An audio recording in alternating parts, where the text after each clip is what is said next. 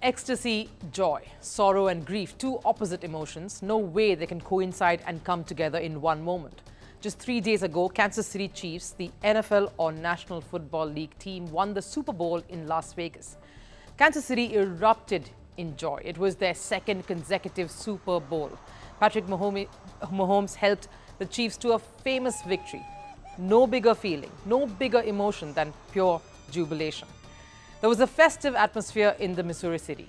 Fans going crazy over the victory, the team still fresh from all the glory. Everyone in celebration mode.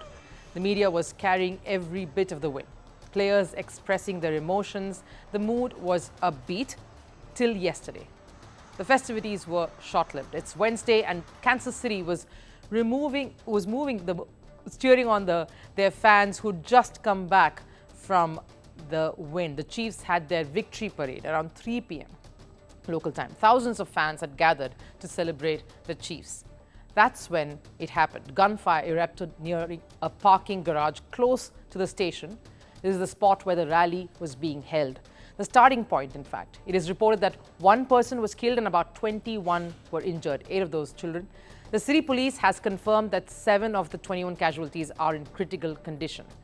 The Chiefs only intended to celebrate their triumph with the fans. But while the team and the city only had celebration on their minds, some people had other ideas. In fact, amid all the chaos, certain brave fans even tackled and restrained a man suspected of being involved in the shooting.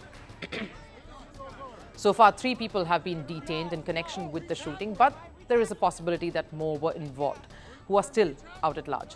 Now, during the Chiefs' victory rally, not many would have imagined what lay ahead, what was about to follow. Everyone was all smiles, the spirits were high. Even the star of the Super Bowl triumph, Patrick Mahomes, was speaking of the magnitude of the win during the parade, right before the attack.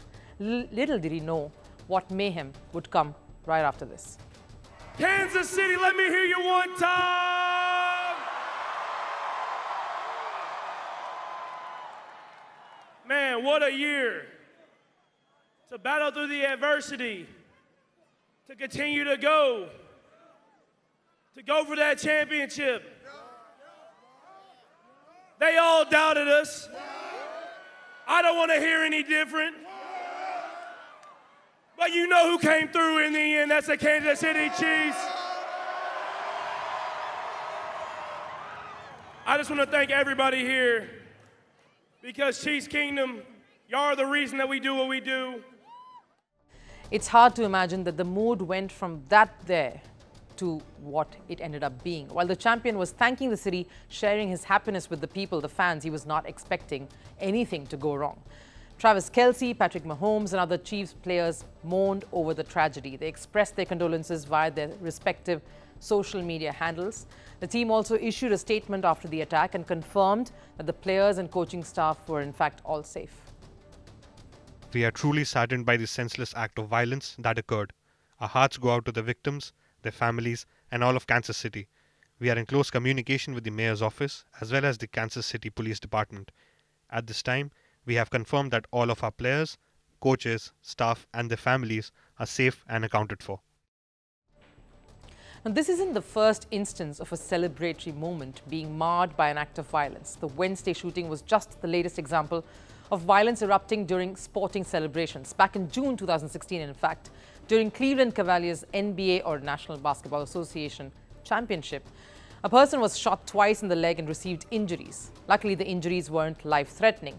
In 2019, 4 people were shot and wounded at a downtown Toronto rally for the NBA champion Raptors. And in 2023, a shooting took place after Denver Nuggets championship parade.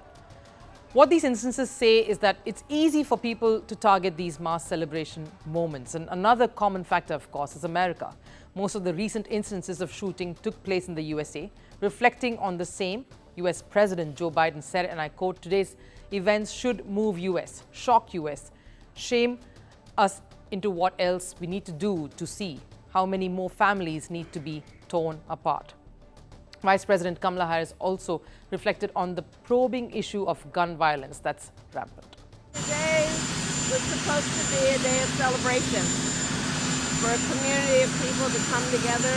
You know, gun violence is the #1 cause of death for the children of America. And the reality of it is a lot of this can be prevented if members of legislatures, including the United States Congress, just have the courage to act with reasonable gun safety laws.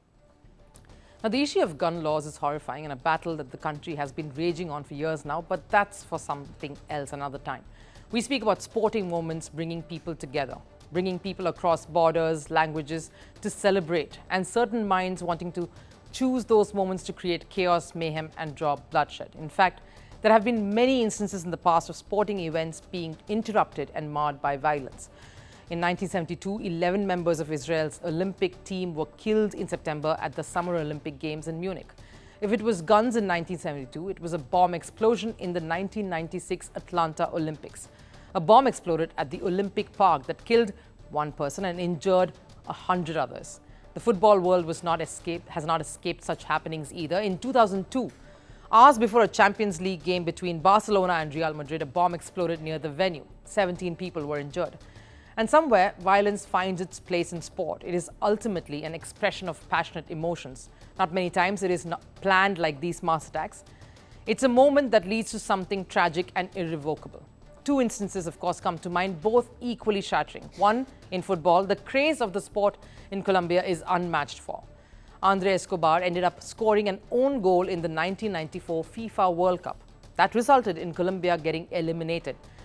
Anger amongst fans was sky high. Escobar was shot dead by a Colombian fan right after that match. Monica Seles, a 9-time Grand Slam winner, was a massive competitor to Steffi Graf. In 1993, Seles had beaten Graf in the Australian Open final. A German fan who was obsessed with Graf ended up stabbing Monica Seles. That led to her depression, and she wasn't the same player thereafter.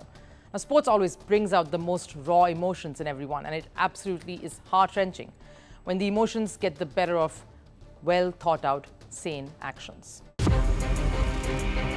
From impeachments to inaugurations, if it's a political story, we are on the scene.